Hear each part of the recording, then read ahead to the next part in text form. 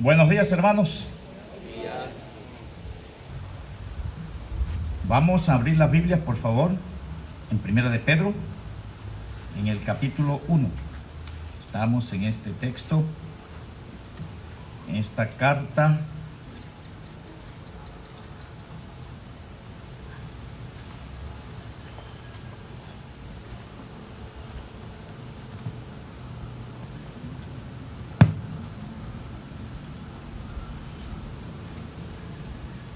Y voy a leer otra vez los versículos 3 al 12.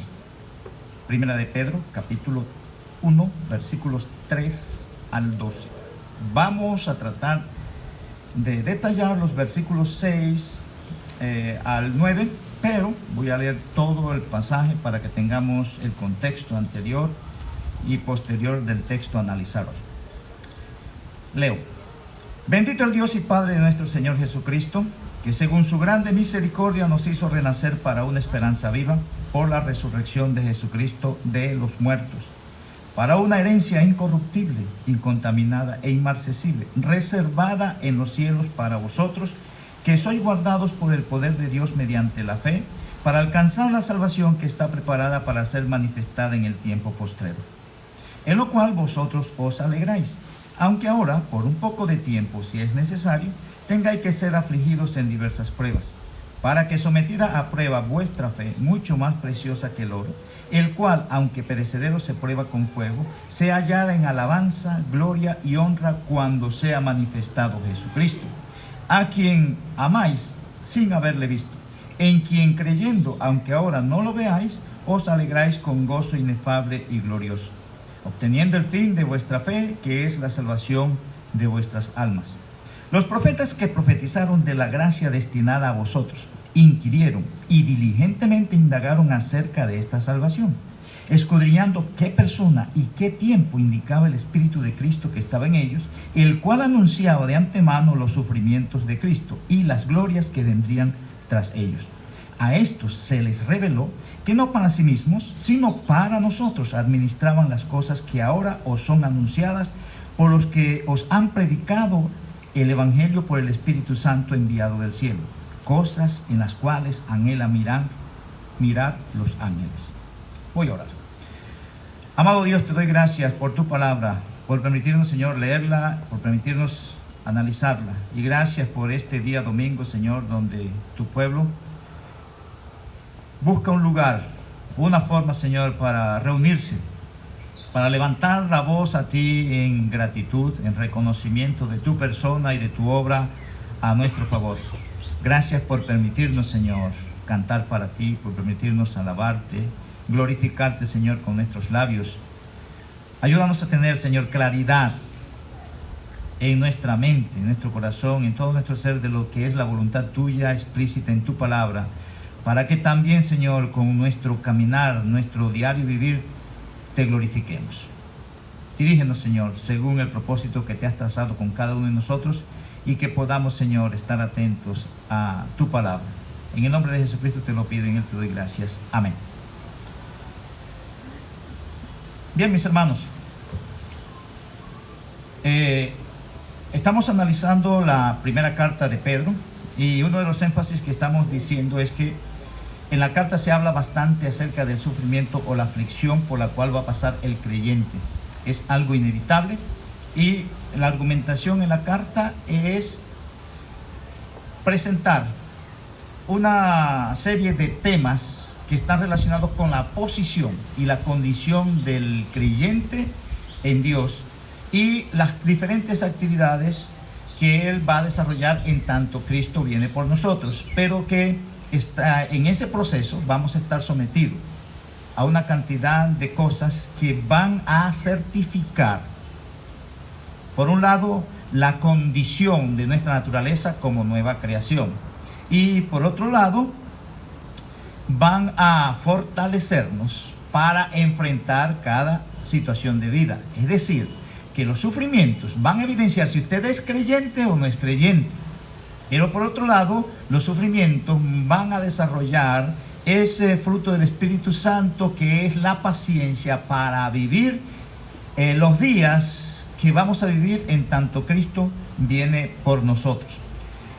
El propósito del apóstol Pedro, como hemos dicho, es animar a algunas personas a quienes él se está dirigiendo en esta provincia, porque ellos están enfrentando situaciones difíciles. Hemos dicho que la razón principal por la cual ellos están enfrentando situaciones difíciles es por persecución a razón de identificarse y de vivir como cristianos. Hemos dicho también que nosotros no estamos en ese caso de ser perseguidos como cristianos, pero tenemos muchas situaciones de vida que generan aflicción para nosotros, y las Escrituras presentan la necesidad de que esas aflicciones estén en todos los contextos de nuestra vida. Eso se va a evidenciar, y el argumento del apóstol Pedro es ubicar a los creyentes en su posición delante de Dios, y después decirle: ustedes están en un lugar del cual no hacen parte, es decir, ustedes son extranjeros aquí. No es raro que estén padeciendo, vayan a padecer las cosas que están padeciendo y las cosas que van a padecer. Por eso le va a decir: no vean esto como cosa extraña. Y es el mismo mensaje para toda la iglesia, en cualquier contexto y en cualquier lugar del mundo. No importa por qué esté pasando usted, no le extrañe eso por lo cual usted está pasando. El asunto es cuál es nuestra mentalidad ante los eventos que vamos enfrentando, porque cada evento que enfrentamos hace parte del plan que Dios tiene para con su iglesia, y de manera particular con cada uno de sus hijos. Eso incluye las enfermedades, eso incluye las necesidades, eso incluye las dificultades, los peligros. Todas las cosas están detalladas en la providencia de Dios para con cada uno de sus hijos. Y esta carta va a estimular a los creyentes que, independientemente de las circunstancias que ellos estén enfrentando, deben guardar su condición y su mentalidad como hijos de Dios, haciendo lo que Dios le ha mandado hacer, así le cueste sufrir, a razón de hacer lo que Dios le ha mandado hacer. Y ese es el mensaje de la carta. Y hemos dicho que los primeros versículos en el capítulo 1, capítulo 1 hasta versículo 9 del capítulo 2 está enfocado en lo que es la salvación. Y ahí se dan una serie de detalles que es la plataforma para después crear una serie de demandas a los creyentes, siendo que ustedes están en esta posición, esta condición delante de Dios. Lo más normal que una persona en esa posición asuma un compromiso de vida de esta manera. Entonces le va a dar referencia ante las autoridades: esto deberían hacer ustedes ante las autoridades. Ante aquellos que los están difamando, esto es lo que deberían hacer ante los que los están difamando. Las esposas, esto es lo que deben hacer delante de sus esposos. Los esposos, esto es lo que deben hacer delante de sus esposas. Los que están en ese contexto, se habla de los esclavos, deben estar sometidos.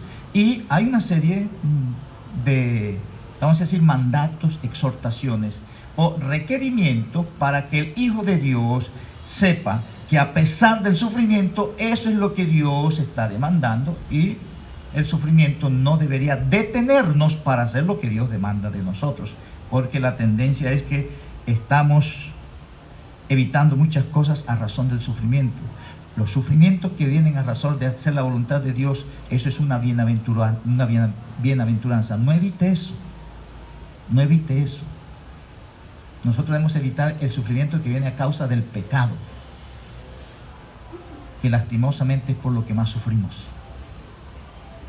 Bueno sería que estuviéramos sufriendo a razón de que estamos haciendo la voluntad de Dios. Bien, en el primer párrafo que hablamos en cuanto a esto, estamos diciendo que versículo 3 al versículo 5 habla acerca de lo que es la esencia de la salvación, y aquí habla de la esencia de la salvación en el sentido de que viene de parte de Dios. No hay otro medio, no se puede ayudar para eso. Que la salvación es según la gran misericordia de Dios. Que la salvación, el énfasis principal es un nuevo nacimiento o una nueva creación, una regeneración. Y que eso se dio a través del sacrificio de Cristo. Estamos diciendo también que el propósito de la salvación es que tengamos una esperanza viva, algo que nos liga con Dios y que nos desliga de lo que está aquí en este mundo. y que hay una herencia que nos está esperando. En ese curso de las ideas, hablamos también que hay en los últimos versículos de este párrafo, versículos 4 y 5, se habla acerca de la garantía de la salvación. Y dice, hombre, Dios nos está guardado, nosotros somos guardados mediante el poder de Dios, o por el poder de Dios mediante la fe. Y dice que todo está reservado. Entonces hace una argumentación que nos lleva a pensar, tenemos seguridad de salvación. Ahora va a dar argumentos en cuanto a lo que son las pruebas de la salvación, o las pruebas a las cuales van a estar sometidos los que dicen ser salvos. Y ahí, así como hay seguridad de salvación, hay seguridad de aflicción. Y eso es el énfasis de en adelante. Usted tiene la salvación segura, pues también tiene seguro los sufrimientos a razón de que usted es salvo en Cristo. Y eso es lo que vamos a tratar de desarrollar de aquí en adelante. Versículo 6, desde la segunda parte, porque la primera parte está ligado a lo anterior, que dice, en lo cual os alegráis. Entonces estamos alegres porque Dios nos escogió y nos tiene una herencia ya, y que nadie va a poder asaltar eso que Él tiene para nosotros. Eso nos hace saltar de gozo. Pero ya lo siguiente debería también hacernos saltar de gozo el privilegio de que estamos padeciendo porque somos escogidos. Porque aquí las cosas de aquí son pasajeras, son temporales, son momentáneas, y lo que Dios tiene para nosotros supera todo eso. Y comenzamos entonces las pruebas en cuanto a la salvación. Lo primero, el tiempo de las pruebas. Ahí, y más adelantico hablamos un poquito de lo que es las pruebas, pero ahí dice la segunda parte del versículo 6, aunque ahora por un poco de tiempo. Entonces el tiempo de la prueba, ahí dice un poco de tiempo. Ahora, miren que la última parte del versículo 5, ¿qué es lo que dice? ¿Alguien que lee en voz alta, por favor? Que sois guardados por el poder de Dios. La última parte del versículo 5. Para ser manifestada en la tiempo postrero. Bueno, ahí se habla de que todo eso que Dios tiene, dice que se va a manifestar en el tiempo postrero. Todo eso está relacionado con el tiempo postrero, lo que dicen en los versículos anteriores. Ahora va a decir, pero ahora en este tiempo no podemos disfrutar con todos los detalles eso que dicen los versículos 3 al 4, 3 al 5. Dice, hombre, nosotros tenemos esta salvación, Dios nos hizo renacer y esto nadie lo va a saltar porque somos cuidados por Dios mismo y Él nos cuida, aún a nosotros mismos, cuida lo que nos dio y nos cuida a nosotros, es lo que dice el versículo 5. Y el énfasis ahí que es una salvación que está preparada para ser manifestada en el tiempo postrero. Entonces el contraste es que en el tiempo postrero, eso hace referencia al tiempo después de la venida de Cristo, o junto con la venida de Cristo, donde va a ser todo nuevo para nosotros. Lo va a contrastar con el poco tiempo que usted va a vivir aquí, los años que usted viva. Ese es el tiempo, por un poco de tiempo. No piense que es algo menos que eso, no, es el tiempo que usted le resta de vida aquí. Entonces, lo que está para nosotros preparado está para el tiempo, va a ser manifestado en el tiempo postrero. Entonces dice aquí, aunque ahora, por un poco de tiempo, y el poco de tiempo otra vez es el tiempo de nuestro peregrinaje, como más adelante va a decir, el tiempo de vuestra peregrinación, de vivirlo de esta manera y con la mentalidad en lo que tiene en Dios. Y dice la segunda parte, eso es con relación al tiempo de la prueba, el tiempo que nos resta de vida aquí. La segunda parte habla de la necesidad de las pruebas, dice si es necesario, y el énfasis de eso no es una condición de algo probable, sino una afirmación. Porque es necesario que se compruebe que aquellos que tienen esa posición en realidad están en esa condición. Más adelante va a decir, porque si aquí algo en este mundo que es lo más preciado es el oro, se prueba, ahora esto que nosotros tenemos que es tan preciado, tiene que ser sometido a prueba. Entonces es obligada. Las pruebas van y son obligadas, están organizadas por Dios, y después va a decir el propósito que tiene eso. Entonces, las pruebas tienen su tiempo, es hasta que la muerte los separe, como el matrimonio. Lo segundo es que son necesarias, no se pueden evadir. Esas vienen por un lado o por otro. Lo tercero es la calidad de la prueba. Y dice, tengáis que ser afligidos. Tengáis que ser afligidos. Y la idea de la aflicción ahí es el experimentar vamos a decir, como tristeza profunda por situaciones de vida que nosotros estamos enfrentando aquí. Por razón de la mujer, por razón del marido, por razón de los hijos, por razón de la economía, del trabajo, del vecino, del amigo, de estar jugando, por cualquier razón. No hay un área de la vida nuestra en la cual no se generen sufrimientos. Porque tiene trabajo o porque no tiene, porque comió o porque comió, o porque no comió. En todos los contextos, en todos los contextos. Y cada una de esas cosas tiene el propósito de probar la estabilidad o fidelidad de lo que usted dice ser. Y es lo que dicen en los versículos anteriores de la posición en Cristo. Eso es la calidad de las pruebas. O yo hablo de la calidad o categoría de las pruebas. Son todas esas cosas que nos afligen aquí. No importa cuál sea el origen de nuestras aflicciones aquí. La otra cosa dice, habla entonces de la variedad de las pruebas. Dice en diversas pruebas. Es lo que estamos diciendo. Ahí la variedad, eso habla de como de una paleta donde está el que está pintando, tiene todos los colores.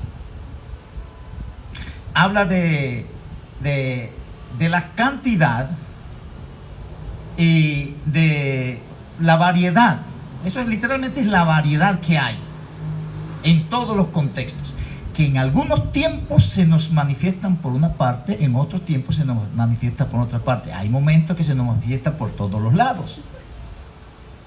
Pero eso es algo que está organizado por Dios. Hay veces pensamos, jamás pensé que iba a pasar yo por esto. No. La ventaja con nosotros es que no pasa lo que nosotros pensamos, sino lo que Dios tiene planificado. Nosotros tenemos que ajustarnos a lo que Él tiene planificado. Y gracias a Dios que no se da lo que nosotros pensamos. Si no, el desastre fuera peor. Después, versículo 7, habla entonces del objeto de la prueba. Para que sometida a prueba, ¿qué?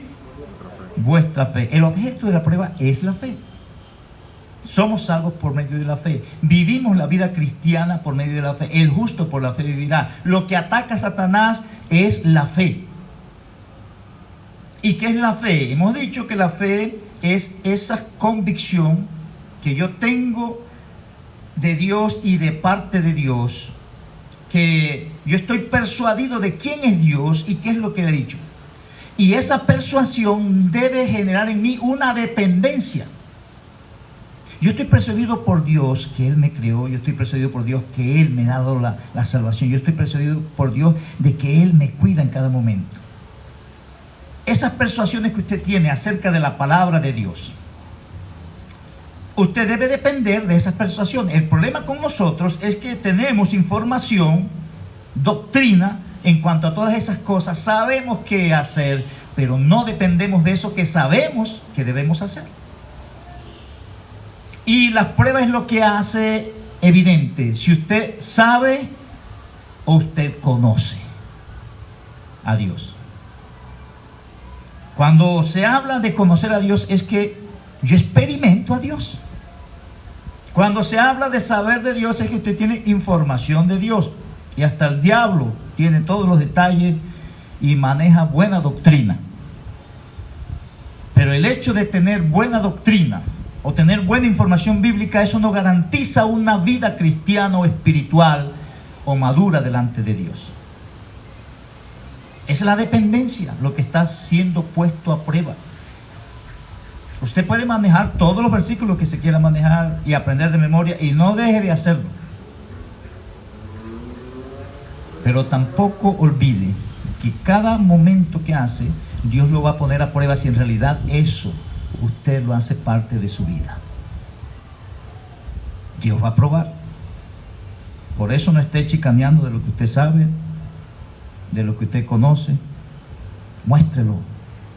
Más adelante va a decir, con su manera de vivir, muestre eso.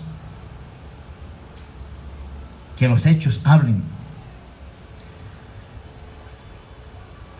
Ahí dice, sometida a prueba vuestra fe. Y presenta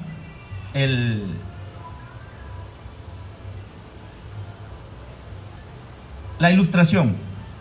Dice, hombre, el oro, esa es una de las cosas más preciadas en el momento en que fue escrita esta carta.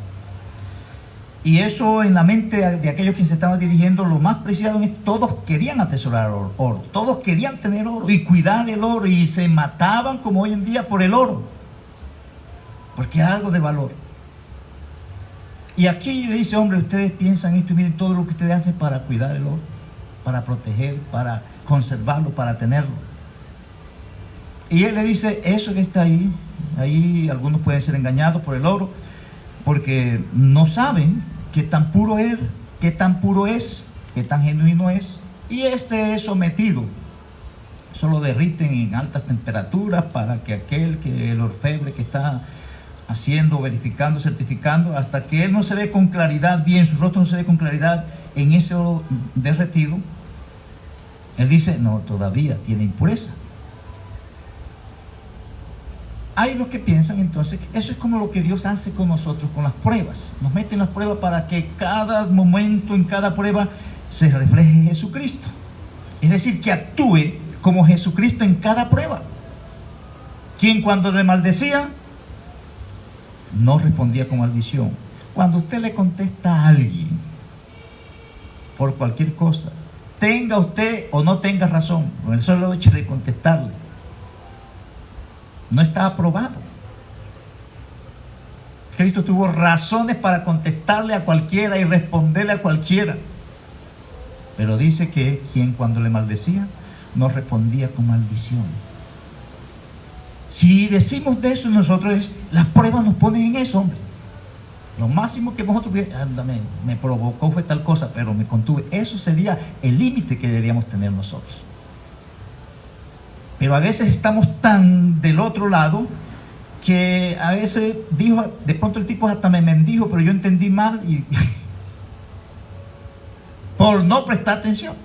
Pero es la misma condición, la misma naturaleza que tengo. Deberíamos estar predispuestos a actuar como Dios dice que debemos actuar, y que cualquier momento de prueba sea genuino, ¿sí? La fe que profeso ser, ahí está. No tengo que decir que yo soy creyente. Las personas lo identifican a uno como creyente por lo que uno dice y lo que uno hace. Y es lo que deberíamos nosotros hacer. Así se presenta en las Escrituras, que deberíamos ser y somos carta abierta, donde las personas vean, lean lo que es Cristo en nosotros. Ahí dice el propósito o la meta de las pruebas: sea hallada en alabanza, gloria y honra cuando sea manifestado Jesucristo. Aquí el énfasis, aquí aparecen dos palabras. En realidad se traduce pruebas en el versículo 6, es una palabra. Al final dice diversas pruebas. En el versículo 7 aparece 2 veces la palabra prueba, pero son 2 palabras diferentes en su significado. El significado de la primera palabra, de que aparece en el versículo 6, puede ser traducido como tentación o puede ser traducido como prueba, dependiendo del contexto. Puede ser traducido como tentación o puede ser traducido como prueba, el término griego que se usa ahí. Y ahí hace referencia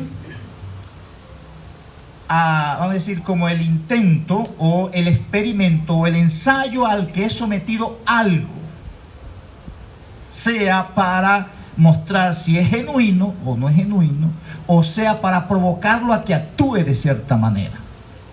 En los contextos que aparece como si estuviera siendo provocado para actuar de cierta manera, como el contexto cuando Satanás le dice a Cristo: haz esto. Ahí se traduce como tentación, porque Satanás lo que pretende es impulsarlo, seducirlo, obligarlo o estimularlo a que vaya y experimente algo malo. Pero en el contexto, cuando se habla de Dios, y en otros contextos, como aquí, es que usted dice que es creyente. Bueno, hay unas cosas que van a probar si usted es creyente. No está siendo sometido a que viole, sino que la prueba ahí es para que certifique que es lo que él dice ser. Ese es el término que se usa ahí en el versículo 6. Se puede traducir como tentación, puede traducirse como prueba, dependiendo del contexto, lo que se quiera lograr. Si se quiere lograr, vamos a decir, que la persona muestre su naturaleza, su carácter real, se traduce como prueba. Pero si donde los textos donde se pretende es que él actúe mal, se está tentando para que haga algo mal, entonces se traduce como tentación. Y en el Nuevo Testamento se hace la diferencia por las palabras en ese sentido. En el versículo 7, la otra palabra que se aparece ahí, que habla de prueba, está relacionada con esas cosas que se hacen para certificar algo. De pronto, por ejemplo, lo que se habla de las pruebas para los billetes. Se prueba para ver si sale genuino. Es exclusivamente para eso. Es más, aquí se traduce, dice, para que sometida a prueba vuestra fe. Pero literalmente es, el énfasis no está tanto en la fe misma, la fuerza mayor, sino en la prueba. La prueba. El énfasis está en la prueba. Es como decir, bueno, esto salió aprobado para certificar que en realidad sí es lo que dice ser. Y el contexto, en el contexto que se compara con el oro, hay un reconocimiento, y ahí se parecen tres cosas, tres palabras que se usan: sea hallada en alabanza, gloria y honra. Y las tres palabras enfocan lo que es una certificación que se expide a razón de que algo pasó por un proceso para verificar que lo que dice ser, eso es. Lo que dice ser, eso es. Y ahí dice que cuando sea manifestado Jesucristo, se va a certificar. Las tres palabras que se usan ahí, alabanza, gloria y honra, van enfocadas hacia lo mismo. Cuando se habla de alabanza, eso se habla de un reconocimiento o que lleva al elogio de algo o de alguien.